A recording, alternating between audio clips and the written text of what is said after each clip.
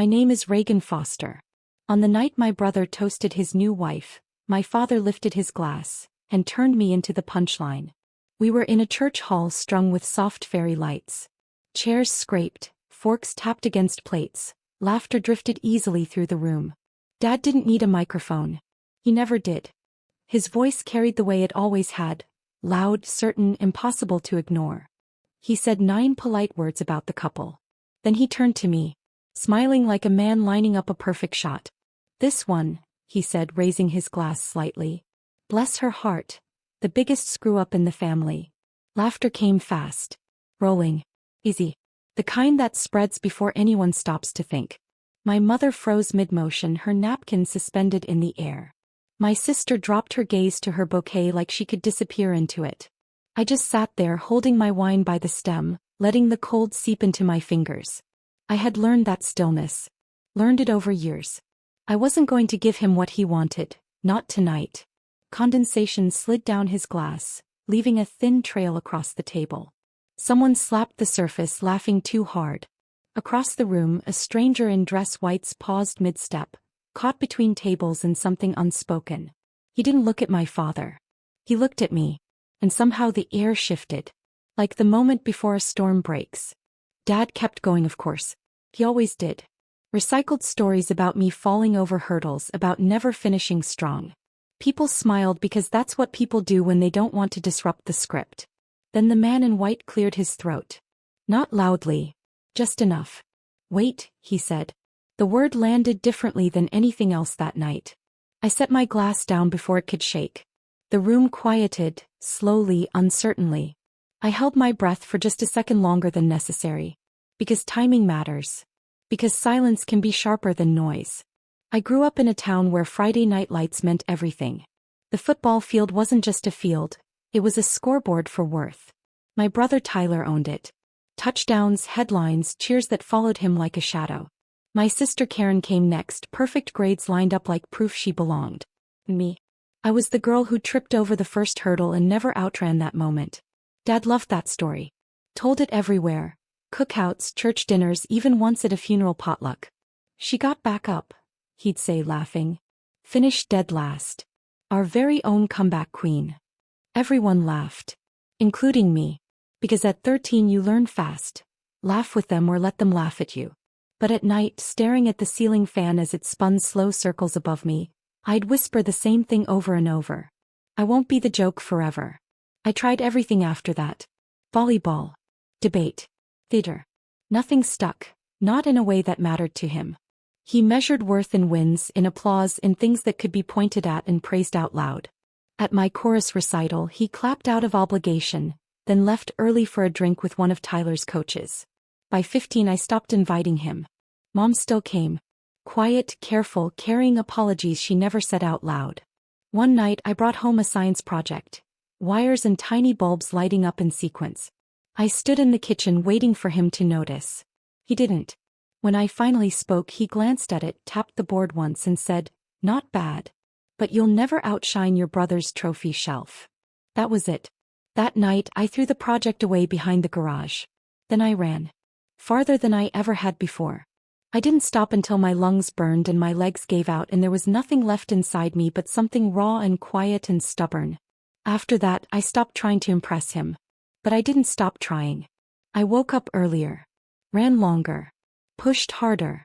And in the stillness before sunrise, when no one was watching, I started building something else. Not for him. Not for anyone. For me.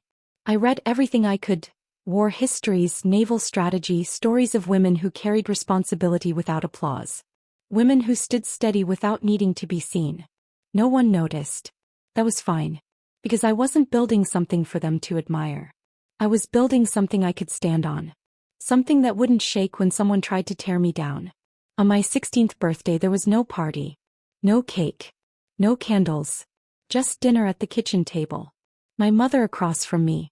And the distant roar of a football game my father had turned up too loud in the other room. Tyler had a scrimmage the next day.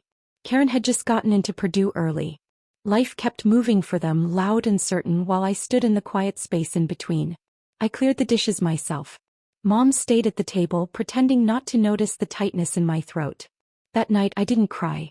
I pulled on a hoodie, laced my shoes tight and ran. Street after street blurred into darkness and breath, the rhythm of my feet pounding against asphalt the only thing that felt steady. By the time I stopped, somewhere between mile 5 and 6, the moon was high, my ribs aching, my lungs burning. I bent forward, hands on my knees, and made a promise. Not out loud. Not to anyone. Just to myself. Silent. I will never let him define me again. After that, something shifted. I stopped waiting for his approval. At school, I carried myself differently, not because I felt confident but because I understood what it cost to keep shrinking. So I didn't. I kept running. I kept reading. And one afternoon, tucked into the back corner of the library, I found a book about Admiral Michelle Howard, the first woman to command a U.S. Navy ship in combat. I read it in one sitting. Didn't move. Didn't breathe right. By the time I turned the last page, something inside me had locked into place. The next morning I started researching the Navy. Not casually. Completely. Ranks. Structure.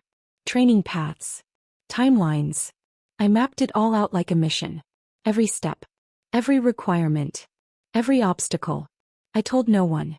Not Mom. Definitely not Dad. Because I already knew what he'd say. The Navy? You can't even keep your room clean, Reagan. Maybe by his standards he'd be right. But I wasn't planning to prove him wrong with words. I was planning to leave. Quietly. And come back so changed he wouldn't recognize me. That girl he used to talk over? She'd be gone. Replaced by someone built in silence. And I was starting to understand. Silence can be power. Boot camp began before the sun. A whistle that cut through sleep like it had teeth. My scalp still burned from the buzz cut. My bunkmate was crying before she even hit the floor. I wasn't. I moved fast. I had been ready for this long before I arrived. The instructors didn't care where you came from. Didn't care about your past, your family, your failures. They cared about one thing. Whether you got back up. Push-ups on unforgiving concrete until my arms trembled. Long marches in the rain, gear soaked through to the bone. Scrubbing floors until my hands split open. And through it all, his voice lingered. You'll never make it. You never finish anything. But this time I wasn't finishing for him. I was finishing for me. When my first deployment orders came, I didn't hesitate. The paper felt like a door unlocking. Then the South China Sea. Later. I wasn't infantry, but war doesn't check your job title before it tests you. I remember one moment clearly. A young Marine, bleeding out, my hands pressing hard against his thigh while the blood soaked through both our uniforms. Fear hit me like ice. But I didn't move. Didn't hesitate. Didn't break. He lived. I wrote his name down in a small notebook I kept tucked in my pocket. I still have it. The names in that notebook outnumber the medals I earned. In the Navy I learned what silence really meant. Not weakness. Not absence. Strength. The kind that doesn't need to announce itself. The kind that builds slowly, quietly, until one day it's undeniable. I rose through the ranks the same way. Step by step. Scar by scar. Lieutenant. Lieutenant commander. Captain. By then respect wasn't surprising anymore.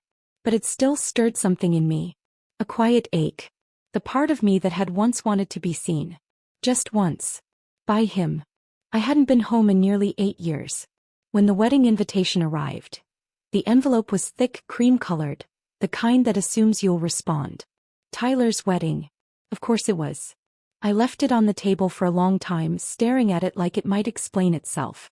The handwriting on the front was Mom's. Inside, a short note from Karen. Hope you can make it. Tyler would love to see you. Nothing about Dad. There never was. I didn't answer right away. I wasn't even sure I wanted to go. I had missed holidays. Birthdays. Even Mom's knee surgery last spring. Not because I didn't care, but because I couldn't sit at that table again and listen to him turn me into a story everyone already knew the ending to. Every call with him still ended the same. You still over there? When you getting a real job, Reagan? Like I hadn't built anything. Like I hadn't become anything. Part of me wanted to stay on base.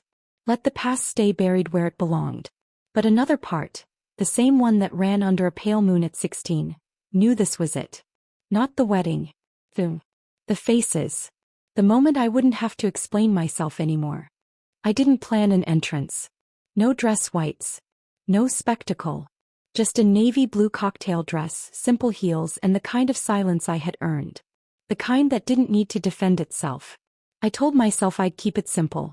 Show up. Smile. Clap when they kissed. Congratulate, leave. I even practiced my smile in the hotel mirror the night before. It looked convincing. But deep down I knew, some moments don't ask permission. They arrive. And you either shrink, or you stand still and let the truth meet you where you are. The church hall smelled like barbecue and buttercream. Fairy lights swayed overhead, soft and warm. Mason jars filled with baby's breath lined the tables. It was exactly what the town loved. Familiar, easy, predictable. I stayed near the back. Quiet. Watching. Tyler moved through the room like he always had, confident, effortless, shaking hands, laughing loud. Karen stood nearby, polished and perfect, already blending into her new family. Dad owned the space. Red tie. White stance. The same presence that had filled every room I'd ever tried to disappear in. When he tapped his spoon against the glass, I felt it before I heard it. The shift. He started with Tyler. Of course. Praise came easy there. My right-hand man. Always made me proud. Then Karen. Smart, beautiful, married into a good family. What more could a father want? And then, Boz. The turn. And this one. I didn't flinch. Didn't look away. Reagan, bless her heart. The words hit like cold water. She's still trying to figure it out. Our little explorer. No husband, no plan, but hey, she showed up. That's progress. Laughter spread, easy and practiced. I set my glass down carefully so it wouldn't slip. Relaxed my jaw. Straightened my spine the way I had learned to. Under pressure, under scrutiny, under weight. And then, a voice cut through. Wait. Not loud. But enough. Enough to shift the room. He stood near the cake table. Dress whites. Clean lines. Shoulders squared. Ribbons precise. He wasn't looking at my father. He was looking at me. Like he already knew. Isn't she Admiral Foster? The words didn't need volume. They landed anyway. A fork clinked against a plate. Someone whispered. The music faltered. Dad laughed, too fast, too loud. Admiral, that's a bit generous, son. Reagan's just. He stopped. Because now he was looking at me. Really looking. And something in his face changed. Color drained. His grip faltered. The wine glass tipped slightly, red spilling across the tablecloth like something exposed. I stood. The chair slid back softly. I smoothed my dress, calm, deliberate. Yes, I said. My voice didn't rise. Didn't need to. I am. That was enough. The man in white straightened instantly. A beat passed, then his hand rose in a crisp salute. Admiral on deck. The words moved through the room like a current. Others followed. Slowly at first, older men pushing to their feet, back stiff but steady. Then more. Not all in uniform but standing anyway, something in them recognizing what didn't need explaining. The room shifted. Not loudly. But completely. My father didn't move. His mouth opened then closed again. His eyes searched my face like he was trying to find the girl he used to define. And couldn't. Because she wasn't there anymore. I didn't smile. I didn't gloat. I just stood there, and let the silence do what words never could. Because this wasn't a performance. It was a correction. The salutes lowered in unison, sharper than any applause I had ever heard. Then came a stillness that settled over the room. Not awkward, not uncertain, but heavy with recognition.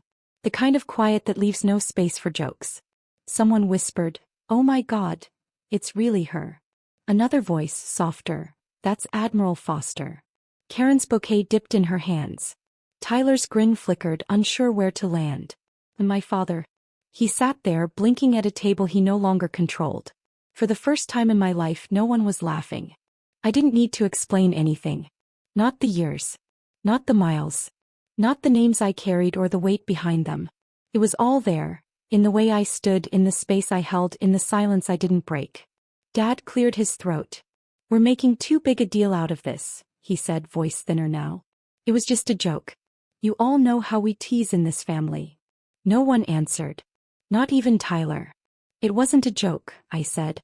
Quiet. Steady. "It never was." His eyes found mine again, searching, like he was trying to step back into a version of me that no longer existed. The girl he could define, reduce, reshape. You should have told us, he said. No anger. Just disbelief. Like the world had changed without asking him first.